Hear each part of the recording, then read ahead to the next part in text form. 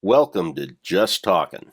We are just talking about financials, stocks, my history, what I've done, yada, yada, yada. So, to get the stuff out of the way that needs to be gotten out of the way, I am not an expert. I am just a normal human being. These are things that I've done. They worked for me at the time that I did them. They are not meant to be advice. They are not meant to be directions for you to do. Go back, watch the earlier videos, learn the rules. Remember, anytime you hear a tip, if you act on it, that's on you. Do your research. And with that, prepare to be jagified, because we're going to look at what you've been waiting for, real hard numbers. High dividend yield stock overview. Hey there, folks. So we are going to be looking at my spreadsheets here, and because of the size, we're going to break it down into little bite-sized chunks for you. So what we have here, we have the stock name, and that gives you the stock symbol, and we'll get into what all these different colors mean in a minute. We got the type. Is it an ETF that's monthly? Is it weekly? And that's delineated down here. Now, to let you know, literally days after this was recorded, all of these ETF stocks went weekly. So it's going to change things up a little bit, but these numbers are good for the last several months, so you'll get an idea. The number of shares we have accumulated in each of these stocks.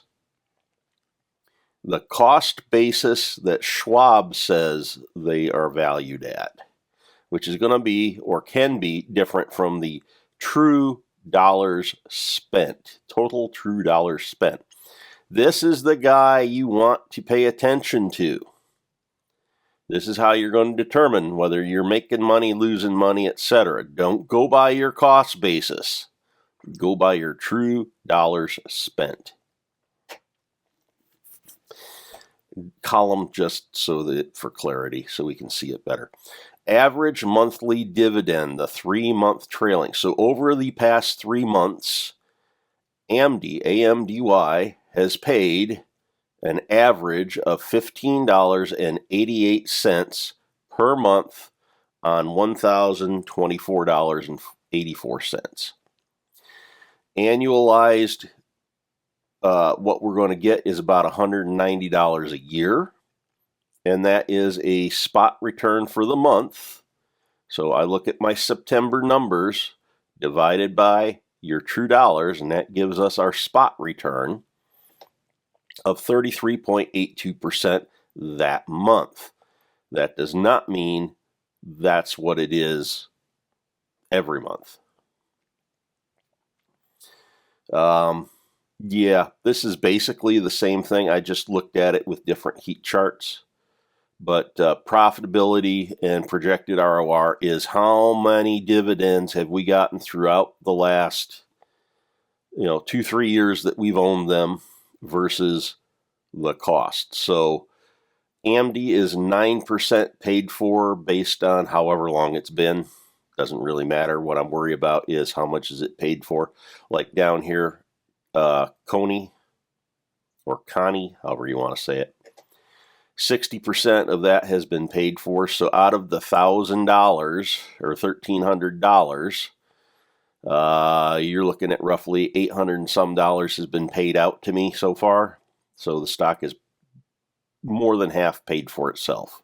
And I haven't owned Connie that long.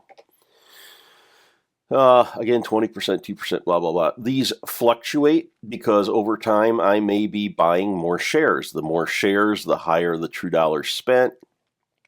That will push your percentages down.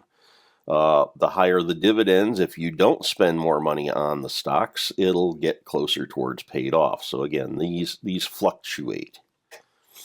And down here we have my total of 1,393 shares at a cost of $16,525.75. So what do the colors mean? Well, the pink means I have held this stock for at least 12 months. The blue are weeklies. And yes, I know they're double coated. See, some of these didn't get changed. That's why I try and double code everything. So Misty is not on a weekly at this time, although it did go back on weekly. Or not on weekly, but on drip, which has nothing to do with here. You'll find out about that in a minute. So that's it for this base chart. So I try and put about $1,000 into each, and then there is what is called drip, which is what I kind of got ahead of myself.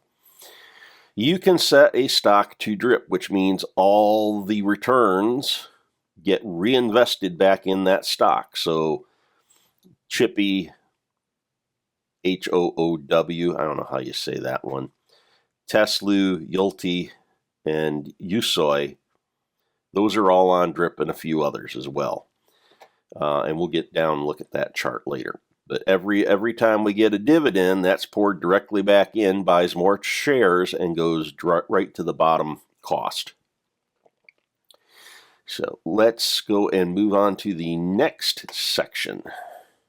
All right, the next section of the spreadsheet shows you some of the totals. So up here, this is the 1393 and the 16,525 that we saw at the bottom of the last image.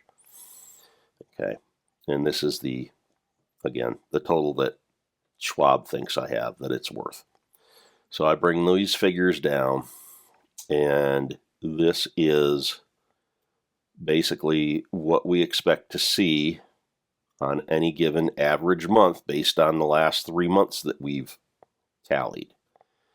So $500 a month, which is $6,000 a year. And based on the trailing, it's about 7,000. So it's a little higher, which means our money is going up. It's going up. It's not on average going down. This is our spot currently here at 2.4% and 28.75% return. This is our percentages based off these numbers. So 3% over the course of the last year-ish, 37%, and based on the trend is going to be 43% and rising, it looks like. So we want this number always getting bigger than this number if we can. Now for reference, and remember, we're in the middle of the month right now, so it's not showing necessarily the right figures here, or the end figures. So we're currently at 2.4% return for the month versus September's total, which was 3.06, and August's fantastic amount of 4.68, which equates to 56% return, basically. That's incredible. If you get anything that's like 12% or better, you're doing good. 56% blown out of the water. I did 28 to 30% on regular stocks for several years and was ecstatic. This just floors me. And when you see the next couple of slides, yeah. So in stating such, let's go to the next one. Now we get to two little interesting things. And again, these are not to go and actually drive your decisions so much as to give you a little more information. First is the drip rating. With all of these monthly, weekly, and now twice a week pay stocks that we're getting that pay dividends once a month, once a week, twice a week, I have been trying to narrow down the field to see which ones. Oh, and I forgot to tell you, the gray here let's open this up just a hair. Can I do that?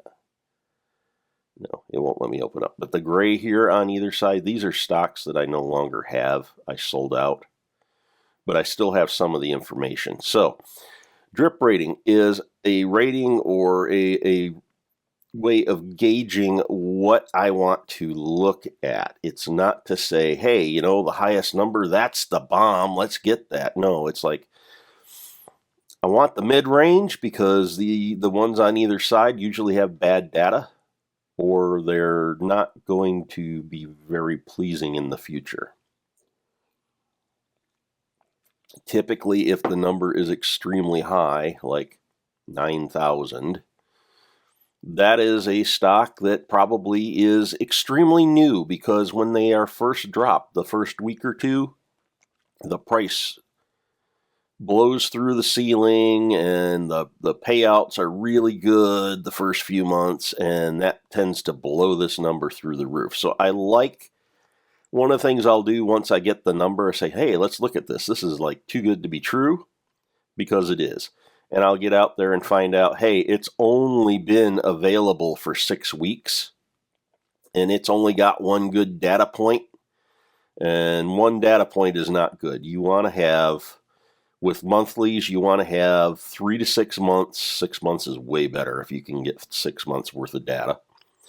And with these weeklies, I'm shooting for 12 weeks of data. So again, about 3 months minimum.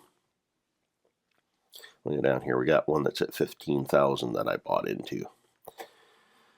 I would not recommend just jumping into a high number like that. You will notice most of my numbers are blues and low purples with a few yellows. These ones that are grayed out, these are losing money. These need to be tossed. So they are probably declining rapidly and not paying dividends, which is a double whammy on these. So anything that's got the gray numbers, you really want to pay attention to and check out, because there's probably something not going to be good. Anyhow, this is still in development. I only have a couple data points to work with. I will go over the drip rating sometime in a future video, once I've got some numbers locked down a little bit better. Moving on. This is current month versus average. So if it's red and it's reported, now not all of these have reported. I know this one hasn't reported. But if it's red and it's reported, this one probably has.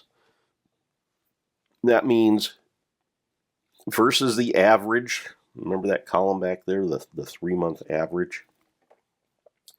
Versus the average this month, we didn't make as much. Whereas if it's blue versus the average, we made $73 more on this particular stock than we normally would. Now, why is that? Well, in this case, I can almost guarantee that's because this is a new stock without any data. So your average is like 0 to pennies. So everything is going to be more than what you made before, because you didn't make anything before. So you kind of got to have the rest of the chart to interpret the numbers here. And again, anything that was closed out is going to show as zeros. So these are things I don't have anymore. Now the neat thing is, when you go and start the month and you have all these red numbers, that red number down there is a projection of what you should probably be hitting for this coming month. So if you end the month in red, that means it was a bad month. Typically, I've only had, I think, 1 month that ended red. Generally, these high yield stocks have done very well. So, and we'll get into more about the high yield ETFs at probably another video, might touch on it a little bit in this video. We're going to move to the next section now. So this is the tracking data. And you'll notice I do have the drip rating and the current month average. This will start putting a few things into perspective as you start seeing the numbers. We also have our historical data on what we have received over here. You got your 224 total, and you got your to-date total for this year. This is last November, last December, so that I can work the numbers in and make the spreadsheet work properly. So AMDY, we rated it at 1878, which is it's a little on the low side. I like being in the 2000s, but it's wound up going into the low side a little bit, probably because prices come down. And what is not indicative here is how much stock I owned at the time. So for the first 1, 2, 3, 4, 5, 6, 7 months of the year, I probably had 10 shares, about $100, $200 in it just to track it and see how it did. So you can see it was here and it went up and it come down and it goes up. And then we bought in more. And because we bought in more, of course, we got more dividends. Yeah, no real way to account for that unless you know the history or you go back and check your purchases, unfortunately. We're in October. It hasn't reported yet. So what do these colors mean? Well, week 1, week 2, week 3, week 4, and if you have a 5-week month, week 5, and you also have your weeklies. Now, this whole chart, we're going to get rid of the colors because everything's going weekly here in the next couple weeks. We're in a transition period as of the time this is being recorded. And also, if you've got 1 year or if it's a low rate of return, those were originally marked. I don't think there's anything left out there that's marked that way. But here you see for BITO, which is a Bitcoin ETF, we got paid $38.56, which this month, the spot on this month, spot means right now, it's a snapshot, it's a picture. This is not a trend. This is not a historical value. This is right now. As of this month, with the amount of money we spent, it's worth 46% on the return, which is really, really good. BITO has been very strong. So it's always been up in the blue. And as you look at the heat map on this, basically the warmer the colors are, the worse it does. The cooler the colors, the more percentage. These are colored different ways just so I can keep my head straight, and there are brackets. And we're looking at this purple one down here, $83.56. Okay, that is Morrow. Morrow, this last month, October here.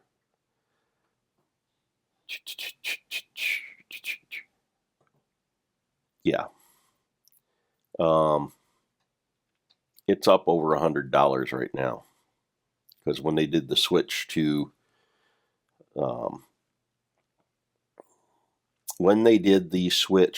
the weekly, they did an adjustment and I got more money. So we're up over $100 on Morrow. So 96% is low. This now is burning red at like 110, 120%. So we got what we got for money and then extra back. So that's going to wind up helping to pay Morrow off very quickly. And you notice Morrow is one of those ones that's way, way, way, way out there. So I got to keep a real close eye on this, that something doesn't go haywire. So again, the lower the number, the higher the number, the better the chance something's going to go haywire. So you got to watch those. If they start dropping dividend and value, you've got to decide what is your cutoff. Mine is about, see this one, chippy. I just don't like chippy. 20 to 30%, I would look at getting rid of them, but I'm giving chippy the benefit of the doubt because I don't have much data. It's still highly recommended, but I'm not seeing it personally in my numbers. So you start hitting high 20s, and I start looking like HOOW. This isn't really fair because, yeah, I got nothing on it. There's nothing. I got 1 month reporting for a couple weeks, or a week actually. So for 1-2 weeks, this is pretty darn good. Yeah, it would be 2 weeks because we were in blue. 28%. So if you double that, that's going to be 56, 57%. That's acceptable. I'll take that. What else we got? Marnie paid out big this month too. Way higher than this. So this is going into October. And it's amazing the difference a week made on these with them translating into weekly pays. Misty didn't report yet, so nothing there. We expect it on week 4. And again, week 4 is when we expect it. Now, these vary depending on when they actually do and don't, because they're on a weekly reporting, so it's every 4 weeks. So sometimes they rotate a bit because of these 5-week accounting months. But yeah, that's basically, anything that's purple, blue, even these greens are okay. And these are okay because these are weeklies and we're only halfway through the month. I don't have a lot of data. Ulti is currently at 26% for the month. You can see normally it hits in the 50s up here. So again, double that because we're halfway through and you got 40, 52%. Again, 53%. Again, that's good. I'll take that. Now over here, these are last November, last December. These are the figures I have for what I was doing back then, just to help track the trends and such. This will all get disappeared. And over here in 2024, I made 216 on AIYY and nothing this year because I dumped it. But I still have that figure until I get rid of these gray bars. Was targeting January for removing anything that I had sold out of, but because of the transition and the fact I had to redo this entire chart, I wound up just dumping them, so my list is way shorter now. But you can see year to year how things have been progressing. And remember, we're not done with the year, so some are doing much, much better. Some are on par, and some I got rid of, so you don't have figures. To put this in perspective, actually, we'll wait till the next slide because that shows it, I think, in the next slide. So let's do that.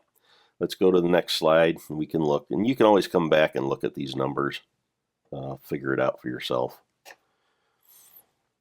It looks like I did not snag the slice that's right above this area that shows the totals per month for the high yield dividend ETFs.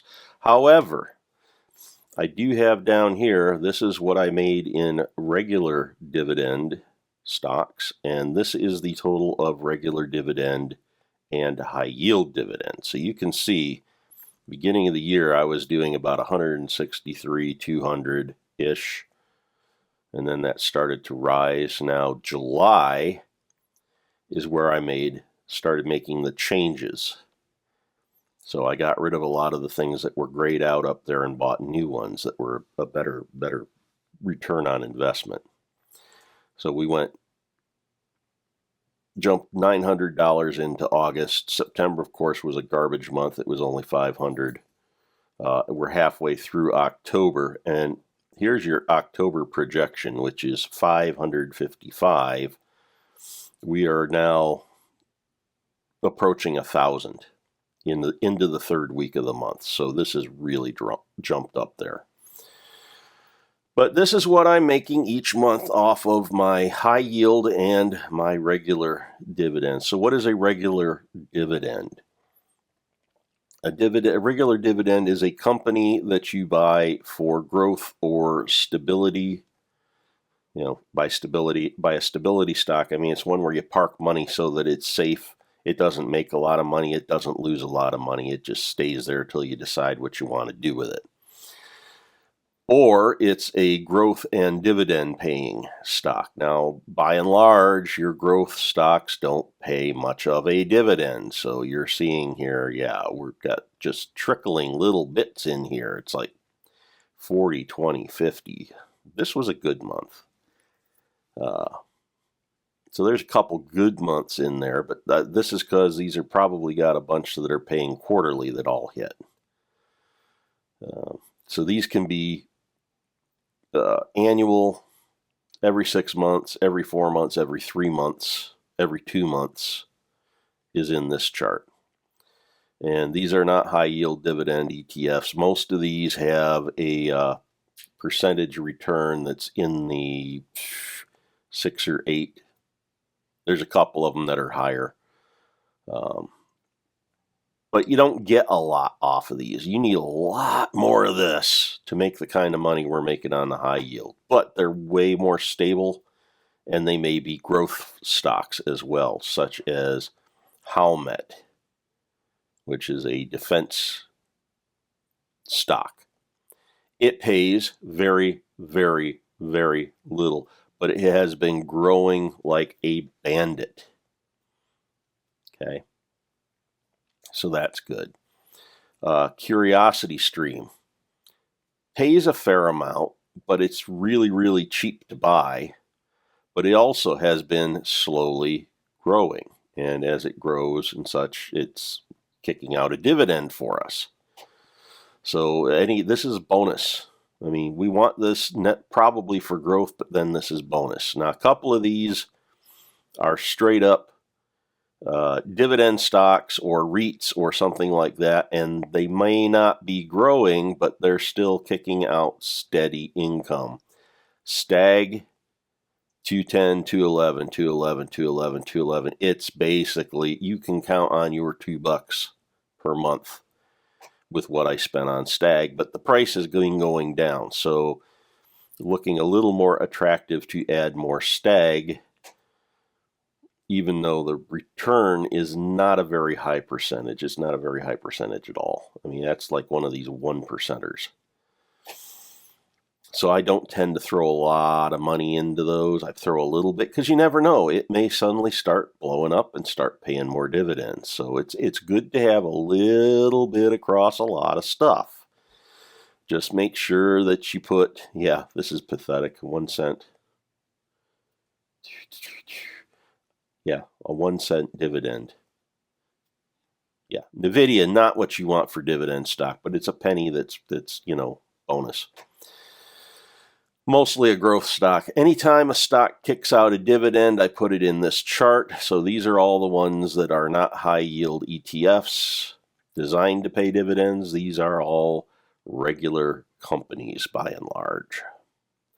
Zim looked really good, and I bought a bunch, and we got 61, and then since then it's kind of gotten itself in trouble, mostly because it's an international shipping company, and with the tariff situation around the world, they're not shipping anything. So yeah, wondering if this company is going to be around now. We'll see. I got a good chunk of money back out of it, but yeah. That's just one of those I may wind up taking. And here's the thing. Even if you post a loss is not necessarily a bad thing. Because if you're cashing out of some of these things, or you're getting paid dividends, like, 900, this is all going to get taxed. So if you have a bad company like Zim, you get out what you can get out. You sell it off for what you can sell it, and you're going to be selling it at a loss. That negative is going to go and reduce these positives for tax purposes. So, yeah, you lost money, but you're saving on paying the government too. So there's a silver lining. It's not much of one, but it's a silver lining. So anyhow, like I say, we are trending. So I don't know why people are doing all this. The sky is falling, the sky is falling, the sky is falling, because the sky is not falling, according to what I'm seeing. And we'll get more into how the high yield dividend ETFs are supposed to be managed here in a minute. But we're just running through the chart. So now you can see the chart. Yeah, way back last November, I only made $150. And I was happy because it was growing. You got to remember, this is a continuous growth cycle, and you got to continuously add to reap the rewards of, and reinvest to reap the rewards of the compound interest. So This 359 went back in to buy more stock, which got us 465, which went to get more stock, which, yeah. So you see how that works. This chart actually was a little bit on the big side, so we're going to do this in a couple of different parts here. So this is what my portfolio was at the end of September. So this is my ending previous month total portfolio that I've been playing with.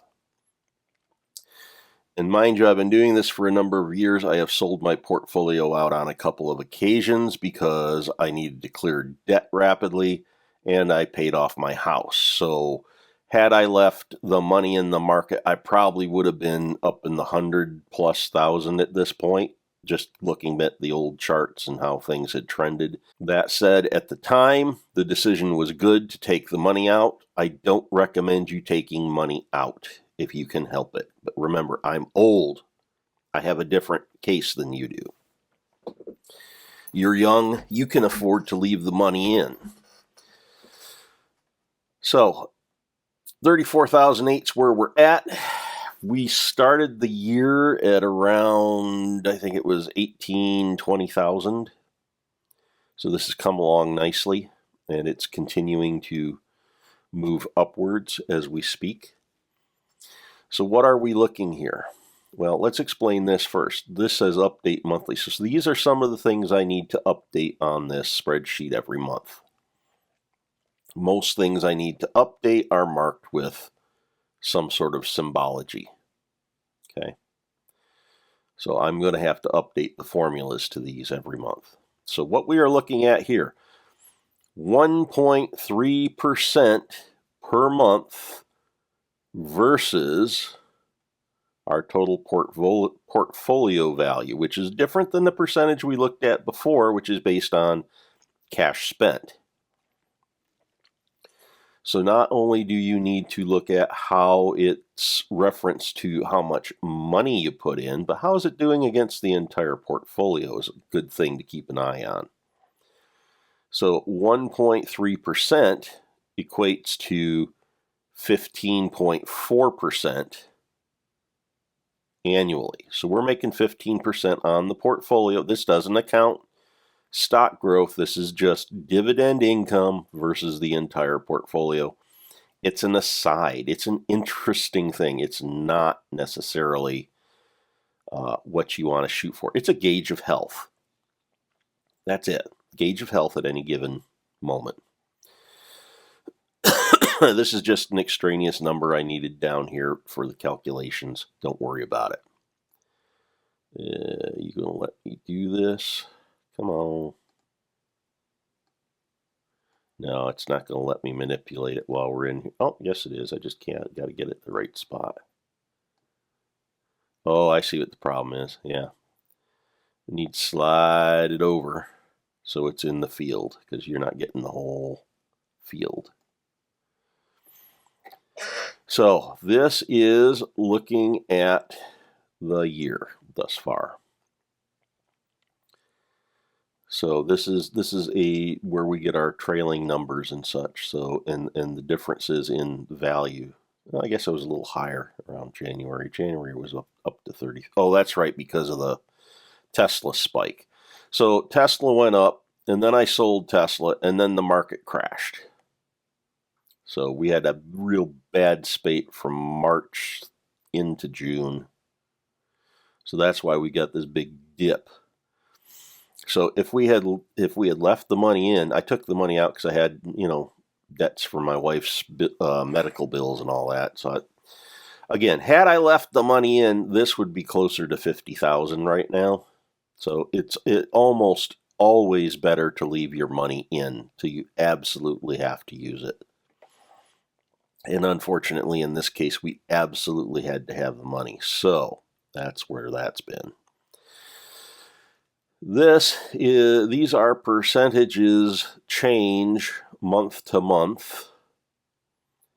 So you see, we sold off stock. There was a big drop. We knew there was going to be a hole. Didn't expect it to drop more, drop more, drop more. Then we got a spike. things started heading up. We got 21% month to month. So from May to June, our portfolio increased by 21%. July, it was 9%. August, it was went down a little bit. And then September went up again.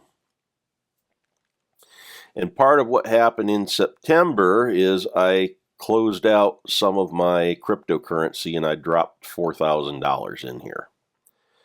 And it went straight into, mostly into the high yield dividends. This is a smoother line. This is a 3-month line. So increased 27% over the last 3 months, 7%, lost 23%, lost 54%, lost 31%, started clawing back up again. Again, point of interest to see how things change, the ups and the downs, not necessarily a single point to go and base your decisions on.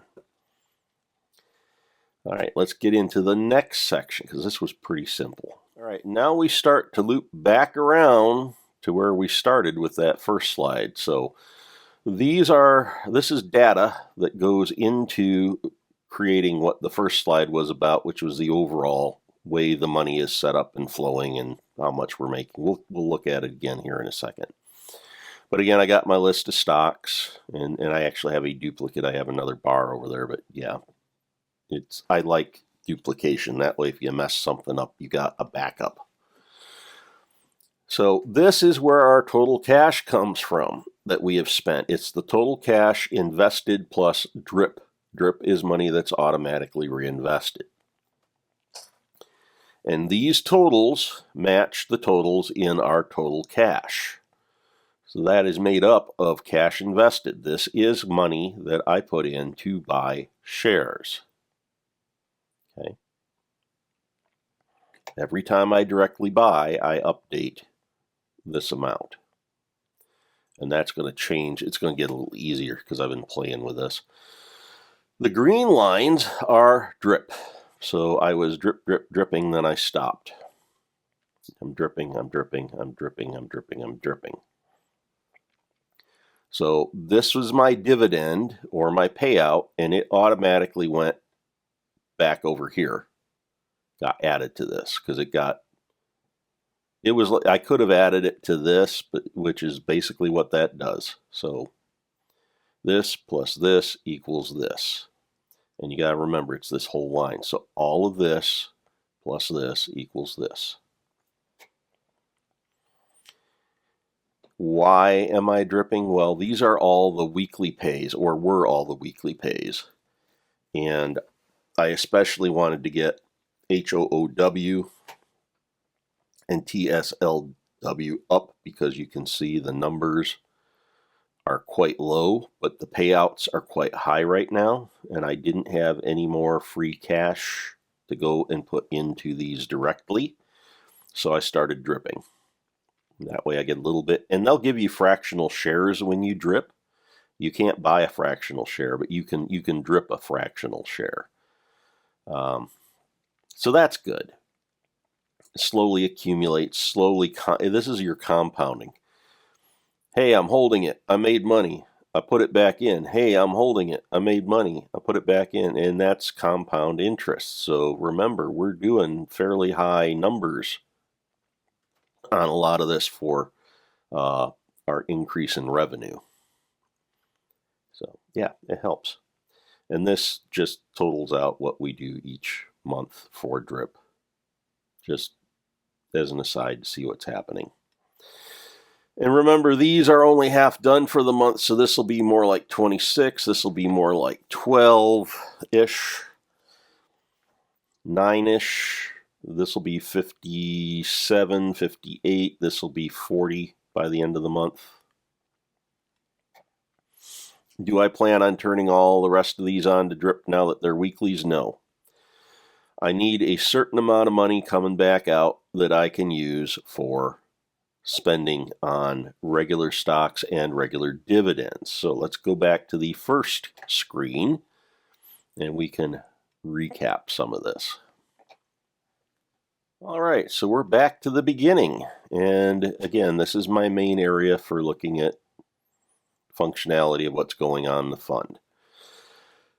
So when you drip, because we were talking about drip down there, when you drip, it will automatically update your total true dollars spent for you. But then you need to update the amount of shares. So I don't put the fractions in. I just round to the nearest down, basically. So Chippy is 12 point, yada, yada, yada, yada. I'm not worrying about the fraction. I'll let Schwab worry about it. I'm a big picture kind of guy. I'm a trends kind of guy. I'm a gut feeling kind of guy.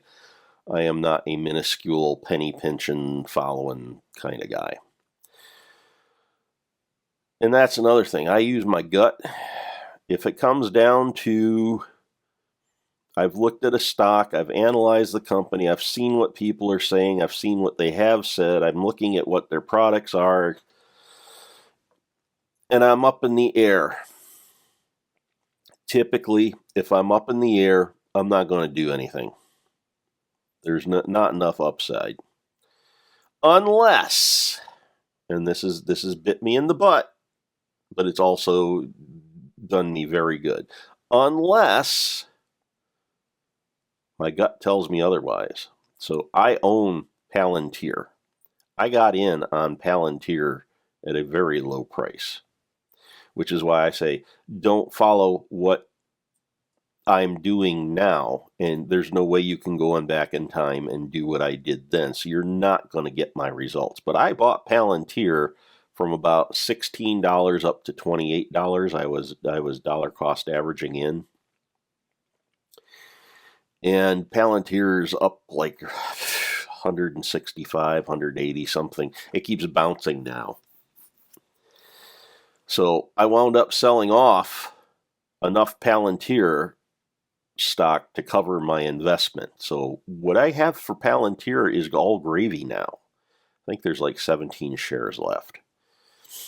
If it splits, great. If it keeps going up, great. If it starts dropping, we sell it and we make money regardless of the price. So that's the great thing about growth stocks. The problem is you got to sit on growth stocks forever before you see any money. Whereas these high yield dividend ETFs, these covered call and other strategy ETFs, are not made to appreciate. I expect the cost basis that Schwab has for them is going to decline. I expect the value, the market value, is going to decline versus what I spent. Their purpose is not to increase, although quite honestly, they are making inroads into this sector to, quote, stabilize NAV erosion. That's a whole nother hairy ball of wax. It just, yeah, the whole NAV erosion thing is more than I got time to do in this video. Suffice it to say, these ETFs, you generally, if you want to increase the value, you need to keep trickling money in. Okay, as long as you trickle money in, the value tends to go up. Again, you got to watch it. This is not a panacea. It's not a catch-all. When you want to get money out, you stop trickling money in and you start harvesting. Okay. So we start harvesting our 15, our 25, all that every month here, which is now up to about $500, $600, $800. If I stopped putting money in, I would get $800, and then it would eventually start dropping because I'm not putting money in. But I am getting money out. I'm getting income. And I still have the option of selling the stock and utilizing the loss to counteract any gains. Now, the other thing you got to realize is when they give you a dividend, it's not actually a dividend. It's a payment, which may include, for accounting purposes, a portion of your original dollars that you put in. We're not going to figure that out. That's for the tax people. They can figure out what portion is actually my money coming back and what portion is actually income. But while these are young and fresh, in theory, most of the money coming back to me is the money I paid in. And I know it sounds weird. But it's for tax purposes. That way you get a certain chunk of revenue that basically isn't going to affect your tax situation. Now, once it's paid in full, which is why we track over here profitability, once this says 100%, everything that comes out of this ETF is profit, and it gets taxed. And you got to recall, it probably gets taxed as short-term capital gains, which means it's going to get taxed whatever you get taxed for income. The only good thing is if everything that the government and Mr. Trump is saying, it looks like for senior citizens, income from investments will not count against the money you can make on your Social Security. So, in theory, every dollar I make here, which is like it's running around $7,000, $7,000 a year income now, will not hit the amount of money I can make if I want to continue working a classical job. Okay? Right now, I can make about $23,000 a year, and it won't affect my Social Security payments. I would be a lot closer and probably in trouble if I were counting my investment income against that. Since they are talking about not counting it, it's that much more I get to use tax-free, basically. Well, not tax-free, but against my Social Security income. Which is a chunk. It's not as much as some people. It's way more than others. I'll tell you that. There's a lot of people ain't going to get squat back if they make it to Social Security because they never worked. And they never married. So they can't even claim half of their spouses. So yeah.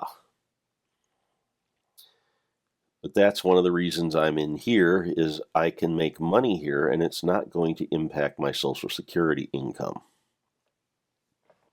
Make sense? Hope that all makes sense, and I hope that gives you some strategies and gives you a lot of things to investigate. You really need to do your research. Not for the faint of heart. This is not as bad as crypto, but you really got to keep a close eye on this. If you don't want to keep a close eye on things, go for growth stocks and regular dividend stocks. Don't look at anything else. You'll still get there if you start early enough. And I advise you all, again, start saving when you're 16. Open a brokerage account when you're 21. Throw in whatever you can. If you want to do 401ks or structure your account as a 401k, that's great. You got time. My situation is different. I'm old. I don't have time. So that's why I am set up purely on a cash basis. And that about brings us to the end of all the wisdom in this section. But now you have some hard numbers you can refer back to and look at and kind of understand how the whole process comes together. Hope it helps. Go get them, folks. Make money. Oh, and this Grampy Jag, don't forget to check out the other playlists I got. I don't just have Jess talking. I got a bunch of stuff that's Minecraft related.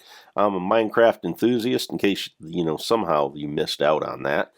I also have other interests. You'll eventually maybe see gardening, painting, wood carving. Who knows what you're going to see? But right now it's mostly Minecraft and just talking, a little bit of art, not much. Yeah, I'm rambling again. That happens when you get old too. So, bye. This is the last time. Sorry. See ya. Sayonara. Ciao, baby. And that's all, folks.